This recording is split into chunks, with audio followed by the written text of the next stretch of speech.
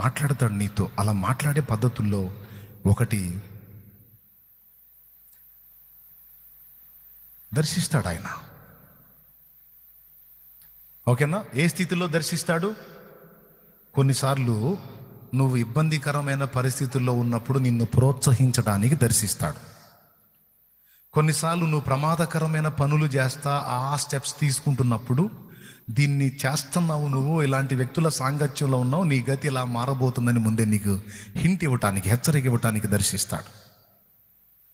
కొన్నిసార్లు నీకు బ్రతుకు మీద ఆశలు ఉడిగిపోయినప్పుడు, నో లేదు, నేను నిన్ను బాగు చేస్తాను, నిన్ను బ్రతికిస్తాను, నేను తిప్పుతానని నీకు ముందే చూపించి ఆ ప్రకారం చేస్తాడు. కొన్నిసార్లు ఫ్యూచర్ ప్లాన్, భవిష్యత్తును కూర్చిన కలత నీలో ఉంటే ఖచ్చితంగా దాని గురించి కూడా నీకు చూపించాలనిపిస్తే చూపిస్తాడు. ఇంకా చెప్పాలంటే ఆయనకి ఆ ఇంట్రెస్ట్ ఎక్కువ. ఆయన మనసు ఎలాంటిదో తెలుసా? దాచిపెట్టుకోడు. ఆయనకి మనం దగ్గర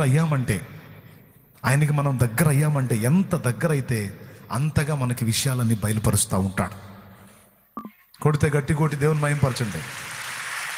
ఎంత దగ్గర అవుతామో అంతగా మనకి విషయాలు ముందే సమాచారం ఇస్తూ ఉంటాడు ఆయన. కృపగల దేవుడు. ఒకవేళ నీకు దేవుని దగ్గర నుంచి అలాంటి సరఫరా కావాలి అంటే దేవునికి దగ్గరవు, నీకు బయలుపరుస్తాడు ఆయన. ఓకేనా? రైట్. ఏ స్థితిలో దొరుకుతాయని చెప్పాను? ప్రశ్న నంబర్ 1, ఎలాంటి స్థితిలో మనకు కలుగుతాయి? అలాగే ఎవరి ద్వారా కలుగుతాయంటే 3 రకాలుగా చెప్పాను. మొట్టమొదటిది, ఏ స్థితిలో కలుగుతాయి? మనం శ్రమలో ఉన్నప్పుడు, మనల్ని ఆదరించడానికి, కృంగినప్పుడు ధైర్యపరచడానికి, ఫ్యూచర్ ప్లాన్ అర్థం కానప్పుడు దాని గురించి కూడా మనకు గ్రహింపు కలగడానికి, అలాగే కొన్నిసార్లు బుద్ధిహీనమైన పనులు మనం చేస్తున్నప్పుడు వాటి పర్యవసానం ఎలా మారబోతుందో కూడా మనల్ని హెచ్చరిక చేయడానికి, మనల్ని వార్న్ చేయడానికి కూడా దేవుడు మనతో మాట్లాడే అవకాశం ఉంది, మనం దర్శించే అవకాశం ఉంది. మనకు స్వప్న దర్శనంలో అట్లా చెప్పే అవకాశం ఉంది. బైబిల్లో అనేక కారణాలను బట్టి భక్తుల్ని దేవుడు దర్శించాడు. శిశువుని తీసుకొని ఇక్కడ నుంచి ఐగుప్తుకు వెళ్ళు, శిశువుని చంపజూస్తున్నారు అని స్వప్నంలో దేవుడు యోసేపుతో మాట్లాడితే, యేసయ్యను తీసుకొని, బాలుడైన యేసయ్యను తీసుకొని ఐగుప్తుకు వెళ్ళాడు ఆయన.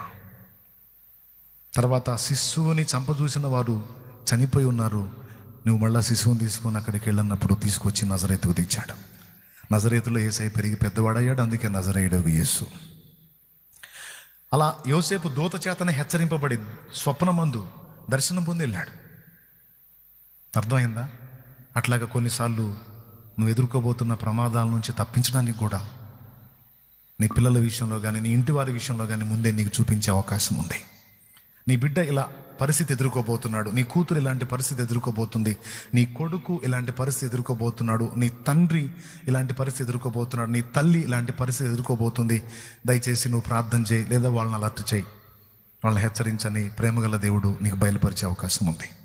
అలా నీతో మాట్లాడే పద్ధతుల్లో ఒకటి, దర్శనం ద్వారా నీతో మాట్లాడటం, ముఖ్యంగా స్వప్న దర్శనం ద్వారా మాట్లాడటం. దేవునికి స్తోత్రం కలుగునుగా. సో 2 విషయాలు ఇప్పుడు మనం స్పష్టంగా తెలుసుకున్నాం. ఒకటి, ఏ స్థితిలో మనల్ని దర్శిస్తాడు, అలాగే దర్శనం మనకి ఎన్ని రకాలుగా వచ్చింది అనేది 2 మనకు క్లియర్గా తెలుసుకున్నాం.